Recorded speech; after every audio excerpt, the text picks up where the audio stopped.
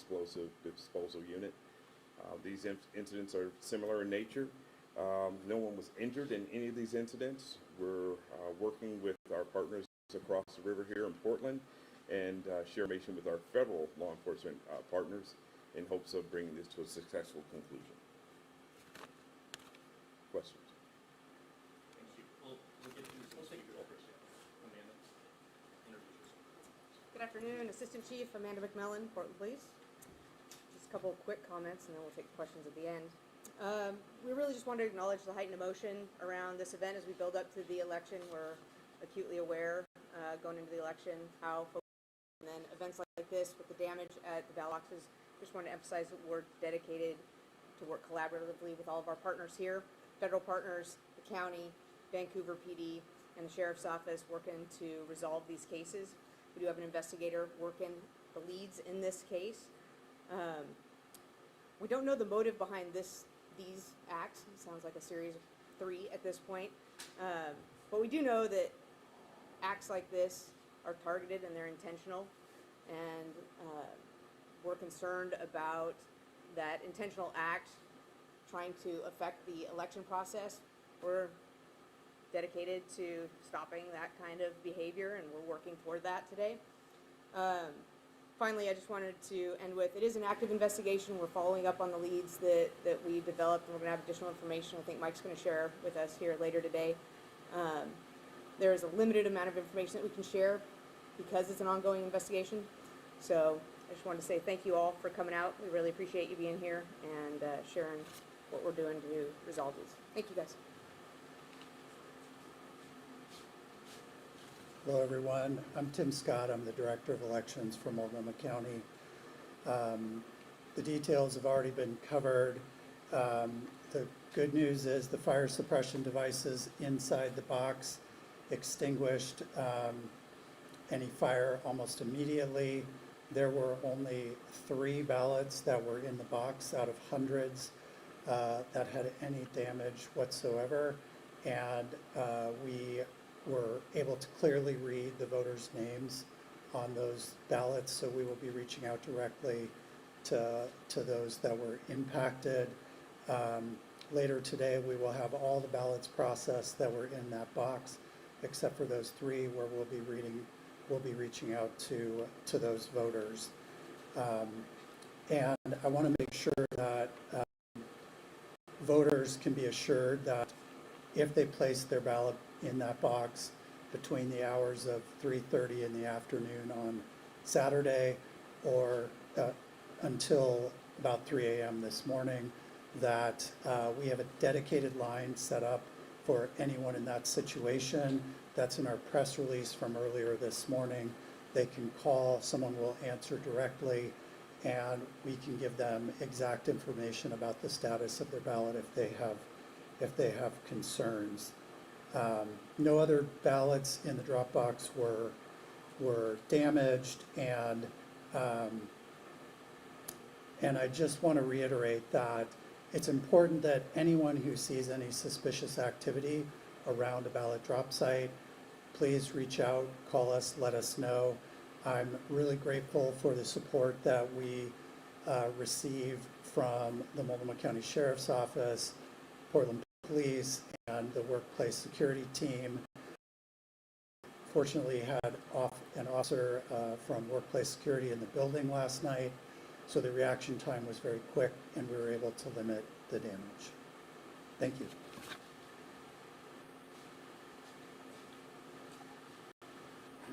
Good afternoon, everyone. I'm Law Enforcement Chief here.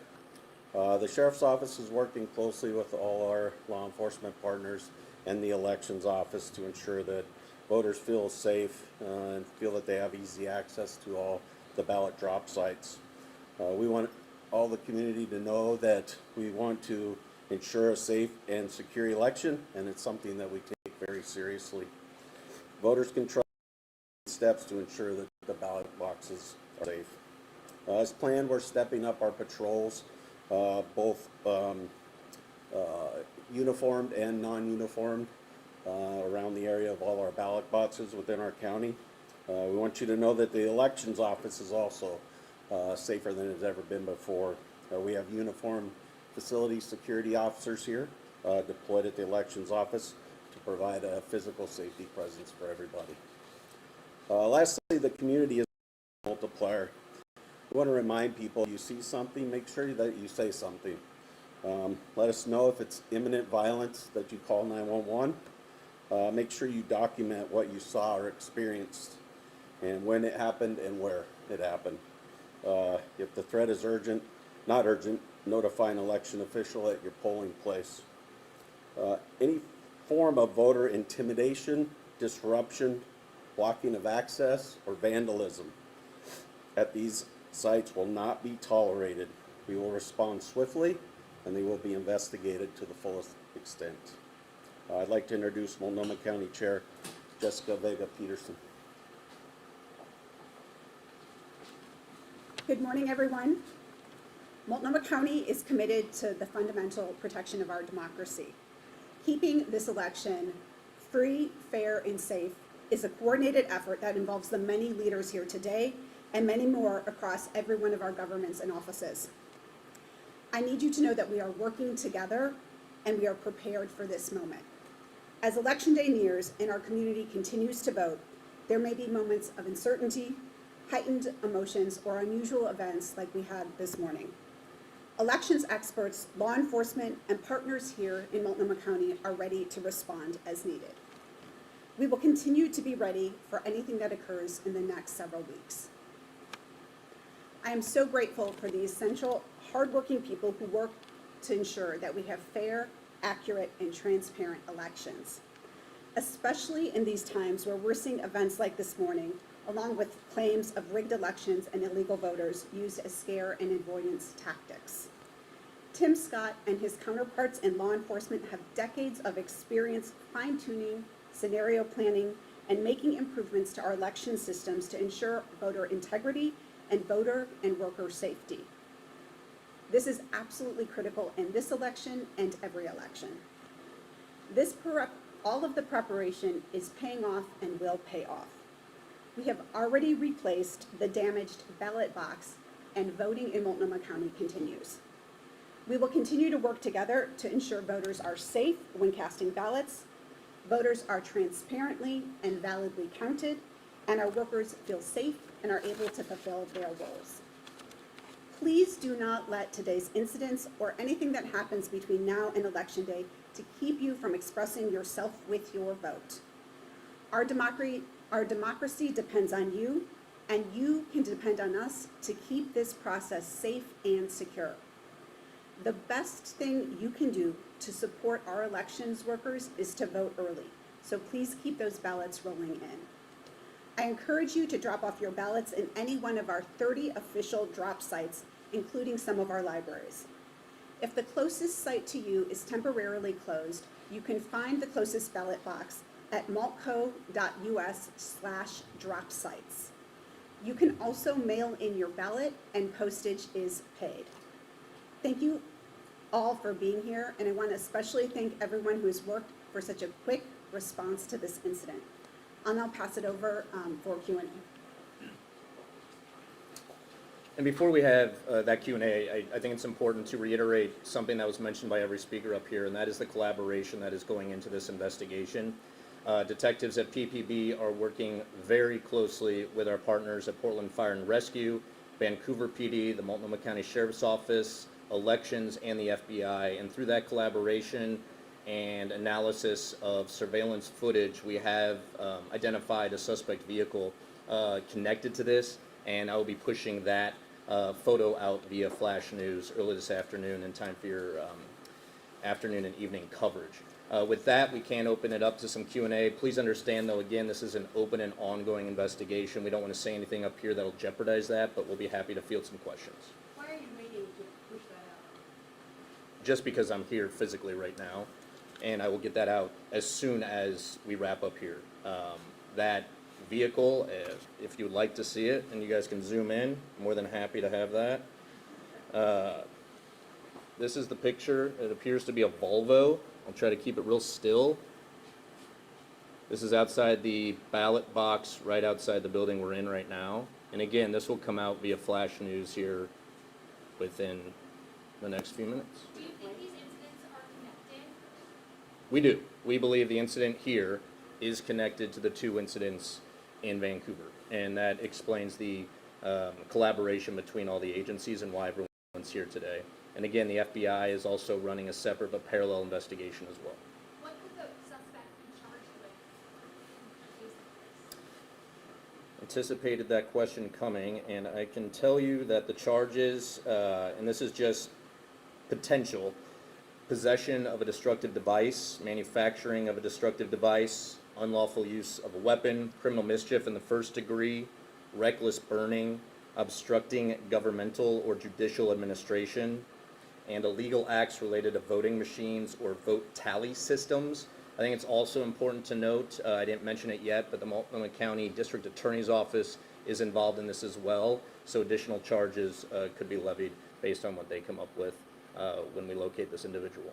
Can you explain how the fire suppressant works inside the box, and is that present in all of the ballot boxes in the county? I'm not a chemist, so I'll just say that, but they respond to heat within the ballot box, so clearly it got hot enough inside the ballot box for the fire suppressant devices to go off. We use canisters that have a powdered fire suppressant, so it limits the damage to ballots. It worked exactly as it was supposed to and coated the entire inside of the box with that dry chemical suppressant. And yes, they are in every ballot drop box in Multnomah County. Do you know if they're in other ballot drop boxes in Oregon, or the ones in Vancouver? I cannot speak to Vancouver, but the Clark County Auditor, Greg Kimsey, is here. Good afternoon. I'm Greg Kimsey, the Clark County Auditor. The question was, are these fire suppression devices installed in the ballot drop boxes in Clark County? And the answer is yes. In fact, they were updated. New ones were installed. We installed these 4 years ago. We installed brand new ones here in the past couple months. Did it not work then in this case? This doesn't appear to work very well. Do you know exactly how many ballots? I think the last time we heard it was hundreds, but how many were destroyed? We are still in the process of coming with a closer number, but certainly was hundreds. Question for both of you. What's the plan moving forward to increase security at these boxes? Well, we're going to install, try to obtain fire suppression devices that work better. We are modifying our ballot retrieval schedule and encouraging voters to deposit their ballots before 5:30 in the evening. And we are encouraging voters to take advantage of all the options available to them. The post office, you can bring a ballot to the elections office that's directly to us. And again, you can take one of the 23 ballot drop boxes that we have. And again, we encourage people to do, if they're going to use a ballot drop box, to do that before 5:30 in the evening. Marie Glusenkamp Perez's campaign has asked for law enforcement to be stationed around ballot boxes between now and Election Day in Clark County. I don't know if that's something that anybody up here can comment on, whether the agency even has the capacity to do so. Certainly, Vancouver Police recognizes the importance of securing the boxes as much as we can while maintaining our ability to respond to calls to 911 throughout the city. What I can tell you is that we have developed a plan to ensure that we are keeping an eye on the boxes as much as possible with increased patrols. If there are some additional technical methods that we can employ to keep an eye on the boxes and respond to any type of suspicious activity as quickly as possible.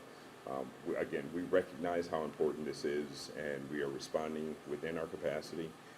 We will burn some overtime to make sure that we have people available to respond should a call come in. Is this giving you guys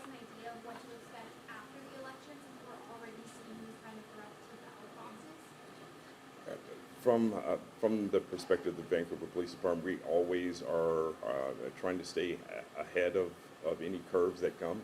So we're not going to call this a trend by any stretch of the imagination, but we are wary of the